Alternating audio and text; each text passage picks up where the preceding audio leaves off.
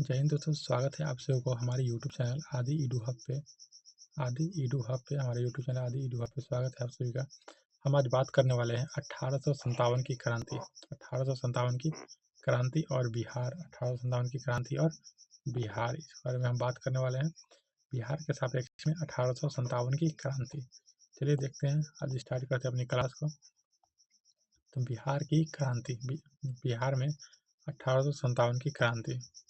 चलिए देखते हैं बिहार की क्रांति, 1857 की क्रांति बिहार के सापेक्ष में। चलिए, तो बिहार में यह क्रांति, बिहार में 1857 की क्रांति की शुरुआत 12 जून 1857 को झारखंड के देवघर जिला, जो हमारा वर्तमान में झारखंड है, उसके देवघर जिला के रोहनी गांव से स्टार्ट होता है। रोहनी गांव से स्टार्ट होता है कौन? 1857 की क्रांति बिहार में। वहीं बात करें तो रोहिणी में 32वीं रेजिमेंट के सलामत अली और शेख हारू ने ब्रिटिश अधिकारी नॉर्मन लेस्सी और सर्जन ग्रांट की हत्या कर देते हैं। नॉर्मन लेस्सी और सर्जन ग्रांट की हत्या कर देते हैं। इसी घटना के साथ इस विद्रोह की शुरुआत हो जाता है बिहार में। इस विद्रोह की शुरुआत बिहार से होती है। अब जब सलामत अली और शेख हारू नॉर्मन लेस्सी और सर्जन ग्रांट की हत्या कर देते हैं, तो 1857 की क्रांति बिहार से स्टार्ट हो जाता है। वहीं बात करें आगे तो रोहिणी के इस विद्रोह को मेजर मैकडोनाल्ड के द्वारा दबाया गया। किसके द्वारा? तो मेजर मैकडोनाल्ड के द्वारा दबाया गया। साथ ही 32वीं रेजिमेंट को रोहिणी से भागलपुर स्थानांतरित कर दिया जाता है। रोहिणी से भागलपुर स्थानांतरित कर दिया जाता है। चलिए आगे बढ़ते हैं। तो पटना में बात करें, पटना में यह विद्रोह 3 जुलाई को स्टार्ट होता है। 3 जुलाई को शुरू होता है। 3 जुलाई को शुरू होता है पटना में। किसके द्वारा? तो पुस्तक विक्रेता, पटना के एक पुस्तक विक्रेता थे पीर अली। पटना के पुस्तक विक्रेता पीर अली के द्वारा स्टार्ट किया जाता है पटना में। यहाँ पर पीर अली ने दीन बोलो दीन का नारा दिए थे। किसका? दीन बोलो दीन का नारा देते हैं। कौन? पीर अली के द्वारा दिया जाता है। कहाँ? तो पटना में। वहीं बात करें तो पटना के कमिश्नर विलियम टेलर ने इस विद्रोह को दबाया था। विलियम टेलर ने पटना के विद्रोह को दबा दिया। साथ ही पीर अली सहित 17 व्यक्ति को फांसी दे दिया गया था।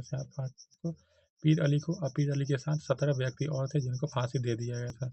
वहीं बात करें आगे तो 25 जुलाई 1857 को यह विद्रोह मुजफ्फरपुर के सिपाहियों ने किया। वहां पर भी ब्रिटिश अधिकारी की हत्या कर दिए थे। मुजफ्फरपुर के सिपाहियों ने मुजफ्फरपुर में क्या किया? तो ब्रिटिश अधिकारी की हत्या करके वहां पर भी 1857 की क्रांति शुरू किया गया था। उसी दिन यानी कि 25 जुलाई 1857 को ही दानापुर के सिपाहियों ने भी विद्रोह किया था। दानापुर के सिपाहियों ने भी विद्रोह कर देते हैं। चलिए आगे बढ़े। आगे हम देखें तो विद्रोही सैनिक बात करते हैं हम। विद्रोही जो हमारा सैनिक था, विद्रोही सैनिक के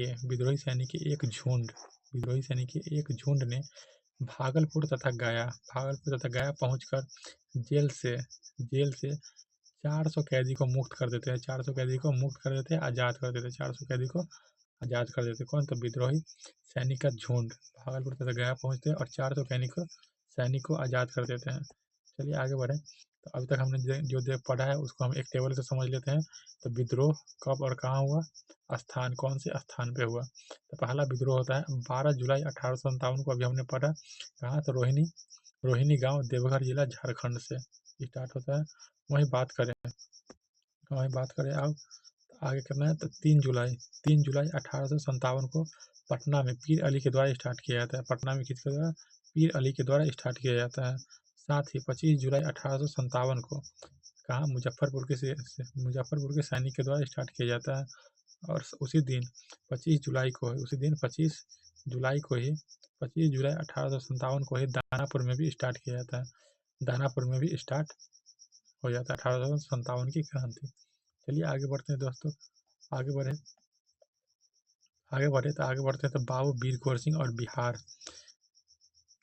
बाबू वीर कुंवर सिंह और 1857 की क्रांति में उनका योगदान। बाबू वीर कुंवर सिंह का 1857 की क्रांति में योगदान, इसके बारे में पढ़ें तो 26 जुलाई, कब 26 26 तथा 27 जुलाई को 26 तथा 27 जुलाई को बाबू वीर कुंवर सिंह के नेतृत्व में जगदीशपुर, भोजपुर या आरा या बिहार, इन सब आता है, ये सब कहाँ थे, बिहार से ही इनसे विद्रोह की स्टार्ट होता है। तो जगदीशपुर क्या था, यहाँ बात करें तो जगदीशपुर गांव है। जगदीशपुर क्या है, बाबू वीर कुंवर सिंह का गांव का नाम था। गांव का नाम था क्या, जगदीशपुर गांव का। वहीं भोजपुर क्या है, हमारा जिला है। भोजपुर क्या है, जिला। आरा के बारे में बात करें तो आरा जिला मुख्यालय है। क्या, जिला मुख्यालय। आरा क्या है, भोजपुर का जिला मुख्यालय, भोजपुर का जिला मुख्यालय। अब बिहार हमारा राज्य हो जाए तो बिहार राज्य के भोजपुर जिला के जगदीशपुर गांव के रहने वाले थे कौन, बाबू वीर कुंवर सिंह। इसको हम मैप पर देखें तो मैप पर हम आपको बता दें भोजपुर जिला यहाँ पे है। क्या, यहाँ आप लोग देख रहे हैं भोजपुर जिला, मैप पर देखिए भोजपुर जिला यहाँ पे है। भोजपुर यहाँ पे, भोजपुर जिला ये रहा। यहीं के रहने वाले थे बाबू वीर कुंवर सिंह। चलिए आगे बढ़े, आगे बात करें। बाबू वीर कुंवर सिंह ने 27 जुलाई 1857 को आरा शहर पर अधिकार कर लिए थे। अपने उनका जो शहर था आरा शहर या जगदीशपुर गांव के है, उस पर अधिकार कर लेते हैं कौन, बाबू वीर कुंवर सिंह।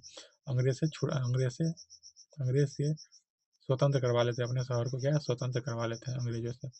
आगे बात करें तो बाबू वीर कुंवर सिंह ने जगदीशपुर जीतने के बाद, जगदीशपुर यानी कि अपने शहर जगदीशपुर या आरा, बाबू वीर कुंवर सिंह ने जगदीशपुर जीतने के बाद आजमगढ़, बलिया तथा कानपुर में नाना साहब की मदद करने के लिए पहुंचते हैं। किसके साथ, नाना साहब की मदद करने के लिए पहुंचते हैं। वहां पर आजमगढ़ के राजा ने इनका स्वागत किया, इनका बाबू वीर कुंवर सिंह का स्वागत किया। तथा रीवा के राजा ने वीर कुंवर सिंह को प्रवेश करने की अनुमति नहीं देता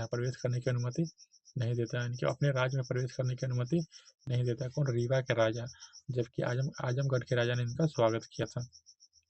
आगे बढ़े, आगे बात करें तो 23 अप्रैल 1858 को बिहार लौटने के क्रम में वीर कुंवर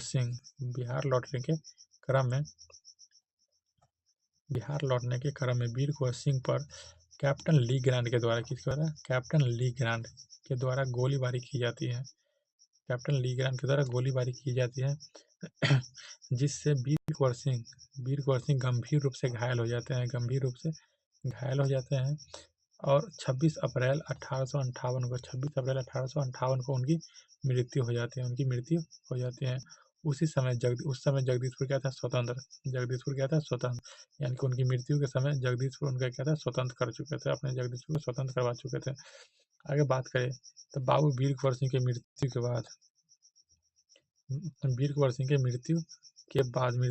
बाद उनके छोटे भाई अमर सिंह ने आंदोलन के नेतृत्व को संभाला कि अमर सिंह बाबू वीर कुंवर सिंह के छोटे भाई थे। वहीं बात करें आगे 1859 ईस्वी में अमर सिंह को नेपाल जाने के क्रम में ब्रिटिश उन्हें गिरफ्तार कर लेते हैं। और 1860 में अमर सिंह की मृत्यु गोरखपुर जेल में ही हो जाते हैं। अंग्रेज उन्हें गिरफ्तार करके गोरखपुर जेल में डाल देते हैं, वहीं पर उनकी मृत्यु 1860 में हो जाती है। आगे बात करें तो रहा हमारा 1857 की क्रांति। अब हम पढ़ते हैं बिहार में कांग्रेस की स्थापना और बिहार के सापेक्ष में पढ़ेंगे हम कांग्रेस की स्थापना। पहले हम कांग्रेस की स्थापना के बारे में थोड़ा जान लें। कांग्रेस की स्थापना कब और कहाँ होता है। तो कांग्रेस की स्थापना 28 दिसंबर, स्थापना की बात करें तो 28 दिसंबर 1885 को होता है। संस्थापक कौन है, तो संस्थापक ए ओ ह्यूम इसके संस्थापक हैं। कहाँ स्थापना होता है कांग्रेस की? तो गोकुलदास तेजपाल संस्कृत विद्यालय मुंबई, गोकुलदास तेजपाल संस्कृत विद्यालय मुंबई में कांग्रेस की स्थापना किया जाता है।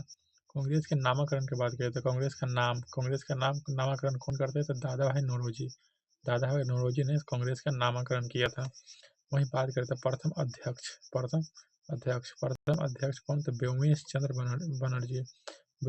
बनर्जी, इन्हीं को हम WC बनर्जी भी कहते हैं। क्या कहते हैं?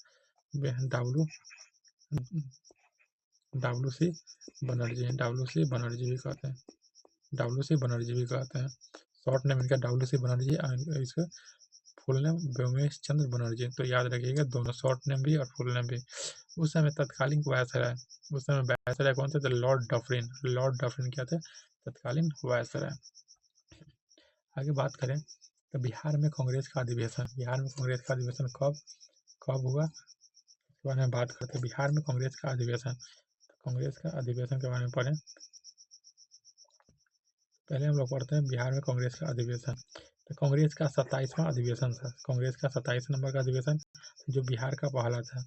बिहार में पहली बार हुआ था कांग्रेस का 27वां अधिवेशन कब हुआ था? तो 1912 में। कहाँ हुआ था? तो बागीपुर, पटना में। पटना के बागीपुर में हुआ था।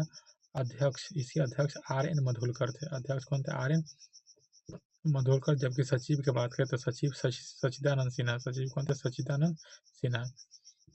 अध्यक्ष RN मधुलकर और सचिव सचिदानंद सिन्हा थे। वही बात करें तो बिहार का दूसरा और कांग्रेस का 37वां अधिवेशन जो बिहार का दूसरा अधिवेशन था। बिहार में दूसरा बार हो रहा था। कब हुआ था? 1922 में। 1922 में, ठीक 10 साल बाद 1922 में। कहाँ हुआ था? गया में। कहाँ हुआ था?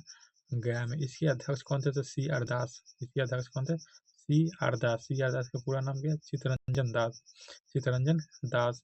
इसी समय कांग्रेस के 37वां अधिवेशन यानी कि बिहार के दूसरा अधिवेशन में विधानसभा में आरक्षण की बात की गई थी।